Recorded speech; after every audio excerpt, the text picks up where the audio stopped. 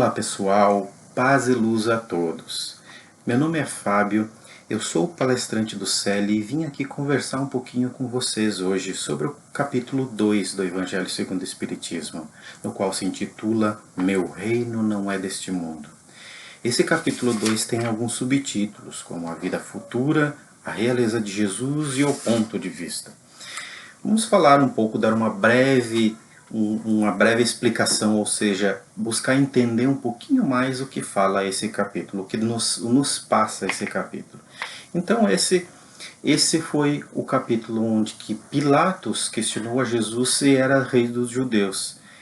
E Jesus respondeu que se eu fosse rei deste mundo, ou seja, meu reino não é deste mundo, pois se fosse minhas gentes ou os meus obreiros viriam me libertar.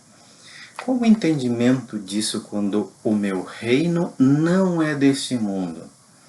Vamos rememorar ou relembrar sobre a realeza de Jesus. Jesus é o nosso governador espiritual. Ele, antes da criação desse planeta, há mais ou menos 4,5 bilhões de anos atrás, ele estava lá, formatando ou ajudando a formatar com a sua capacidade de cocriação. Então, Deus cria, depois todos os seres abaixo deles cocriam. Jesus ajudou a formatar a Terra desde a criação. Formatar podemos entender a parte geológica, toda a atmosfera, todas as plantas, animais, até o nosso corpo de hoje foi projetado lá na criação desse planeta. Ou seja, é um projeto muito grande e uma mente bastante grande, uma inteligência para direcionar e para criar ou cocriar tudo isso. Então Jesus ainda além de fazer tudo, de cocriar, ele veio nos ensinar o que é viver o reino de Deus enquanto encarnado. O vir ensinar a viver ou estar presente aqui foi para nos ensinar, não para mostrar que ele seria o rei daqui ou que ele seria o governante de tudo isso. É óbvio que Jesus vem de uma linhagem real, que poderia ser rei, mas mesmo assim devemos entender o reino de Jesus, ou o reino de Deus, que é o mesmo, é reino espiritual. O governo de Jesus é o governo espiritual do orbe, é o direcionamento real do que tudo que acontece espiritualmente nesse planeta. Lembrando, é claro que as legiões de espíritos, elas trabalham todas, espíritos abaixo de Jesus, trabalham todas em correlação com o objetivo comum para o desenvolvimento desse planeta. Ou seja, existem as hierarquias até chegar ao governador espiritual, Jesus, e depois tem outras hierarquias acima dele, que não nos é dado a entender.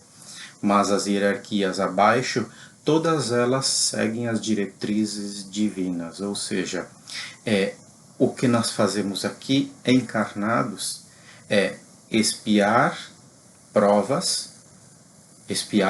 provar, pagar os nossos débitos espirituais, claro, muitas vezes, ou a maioria das vezes, sem consciência, até que nós tenhamos consciência futuramente de estarmos encarnados aqui e usufruir essa encarnação para a verdadeira evolução espiritual. Hoje nós não buscamos a evolução espiritual, nós buscamos o conforto material e o pagamento das nossas expiações.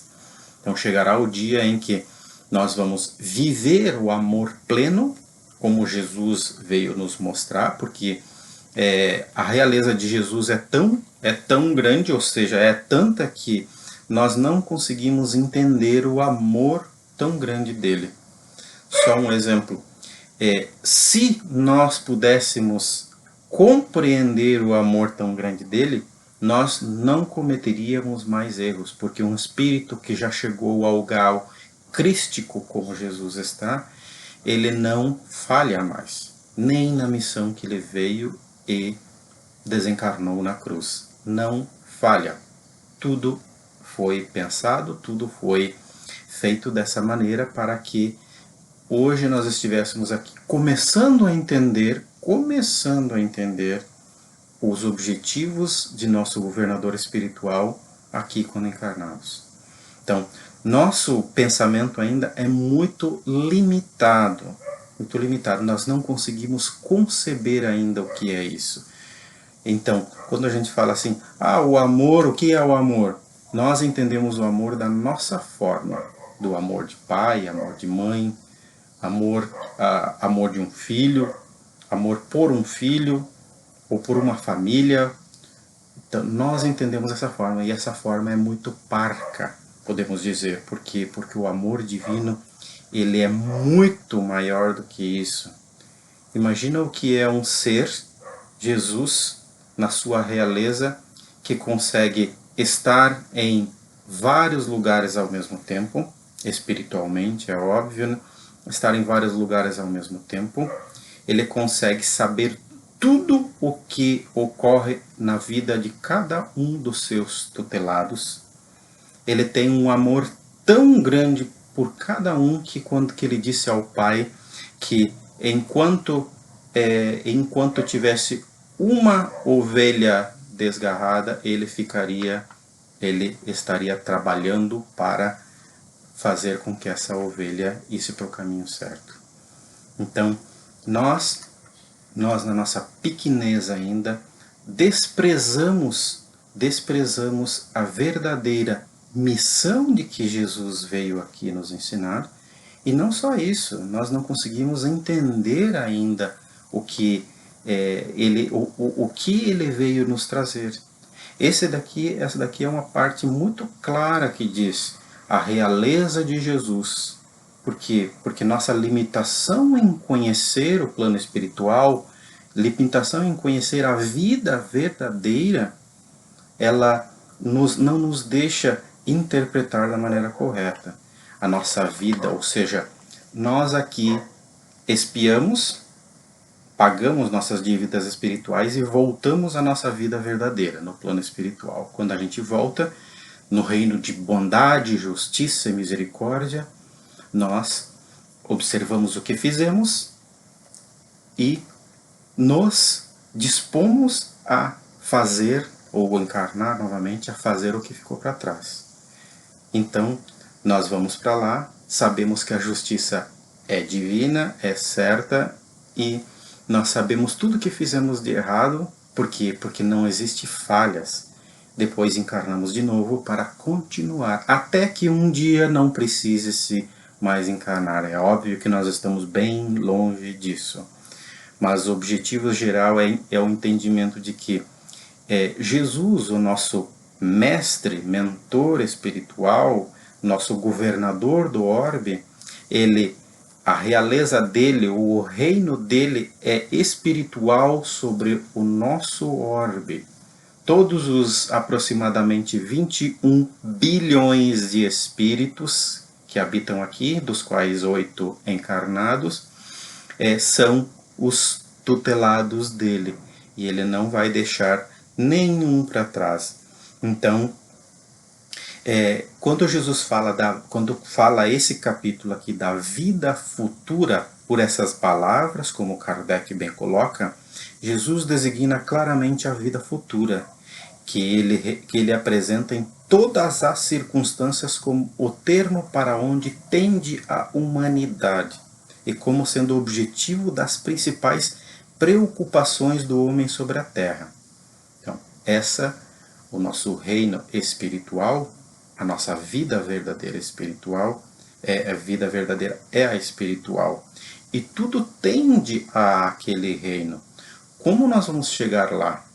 Nós vamos chegar lá através de sucessivas encarnações, saudações de nossas expiações, até que, possamos dedicar uma encarnação ou várias encarnações somente ao crescimento espiritual, ou seja, o material, a gente fazer o que necessita fazer, mas o objetivo principal, o espiritual, que é o que nós não fazemos hoje. A maior parte do tempo hoje, ou seja, qual a maior dedicação que nós temos da maior parte do tempo? Hoje é só material. A maioria das pessoas é material. É óbvio que temos que entender, existe uma vida material, uma circunstância de sustento que necessita ser atendida, sustento do corpo e tudo mais. Mas a nossa mente deveria estar 100% voltada ao espiritual, mesmo no trabalho material. Esse é o sentido que Jesus veio nos ensinar, para a gente começar já a viver essa vida futura. Como viver essa vida futura? Encarnados, vivendo espiritualmente, resignando em algumas vezes, fazendo de conta que não houve quando tiver palavras ruins, buscando sempre o melhor possível desta existência, pensando no espiritual. Ou seja, tem algum outro exemplo? Não maldizer, ou não pensar em maldizer.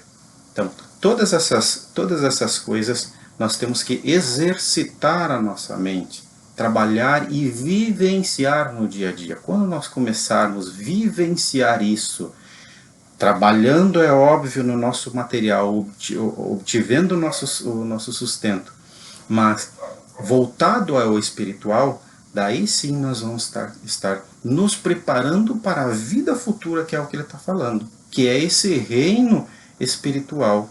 Nós vamos estar mais perto da justiça e bondade divina e vamos sofrer menos. O principal é o sofrimento. Hoje nós sofremos bastante. Por quê? Porque ainda insistimos em repetir as mesmas coisas do passado.